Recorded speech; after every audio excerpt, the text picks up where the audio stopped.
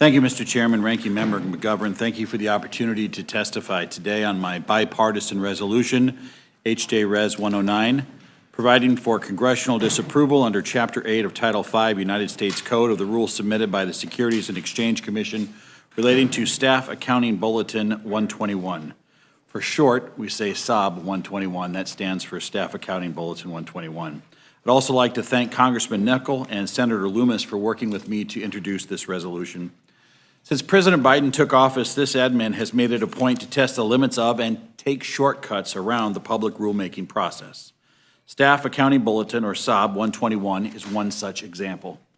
Let me begin by briefly explaining what a staff accounting bulletin is. Staff accounting bulletins are technical accounting guidance for public entities. They're typically non-controversial in scope and nature, and importantly for this conversation, they are not rules. Guidance is not supposed to dictate a major change in policy. That's what our notice and comment rulemaking process is for. However, SAB 121 is different.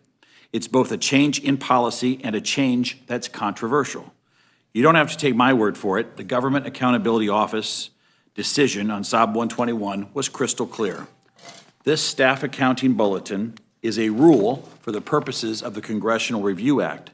Without objection, I'd like to submit the GAO decision letter on SAB 121 into the record.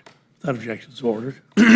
SAB 121, as simply stated, is basically, for purposes of this discussion, a rule promulgated without the proper process from the SEC that essentially bans publicly traded banks from taking custody of digital assets and by requiring that they show those digital assets on their balance sheet.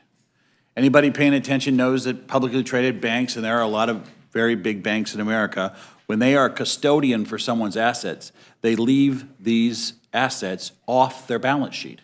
That's the very nature of being a custodian for someone's assets. It's unfortunate the SEC would attempt to circumvent the rulemaking process while claiming that SAB 121 is simply non-binding staff-level guidance. SAB 121 sets a disturbing precedent and is not the appropriate vehicle to promulgate accounting guidance for digital asset custodians. It is also alarming that the SEC did not coordinate with the federal banking agencies.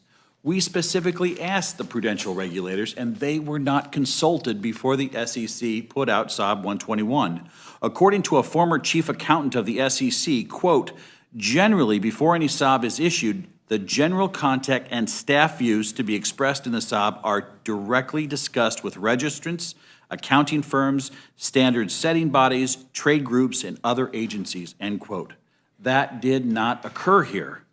My bipartisan resolution will help right this wrong and provide Congress an opportunity to collaborate with the banking regulators and allow the public with an opportunity for comment, which the SEC failed to do for the first time.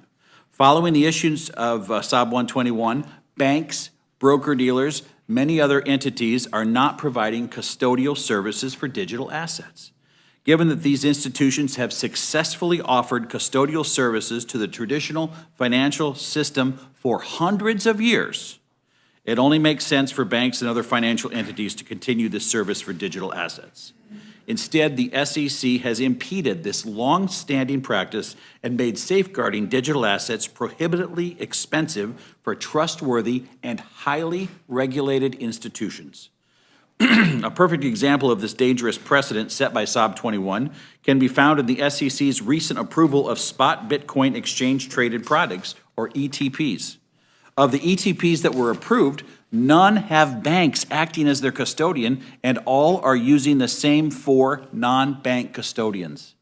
If anything, we want highly regulated banks in the business of custodying digital assets over non-banks that are not regulated.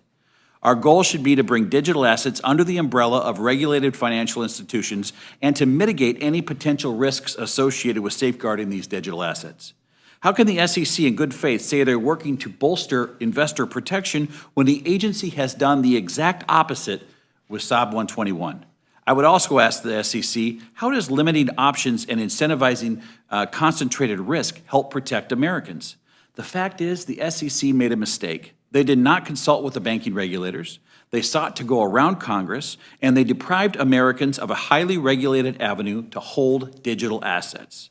Not only will my resolution stop the SEC from running roughshod over the public rulemaking process, but it will also open the floodgates for competition and innovation within the digital asset ecosystem and the U.S. financial system more broadly, and a financial system that's regulated, that is focused on protecting consumers. We cannot allow any agency, especially the SEC, to sidestep the rulemaking process and victimize fledgling industries. I urge the committee to support the rule and my resolution so we can hold the SEC accountable for its unacceptable overreach. With that, I yield back.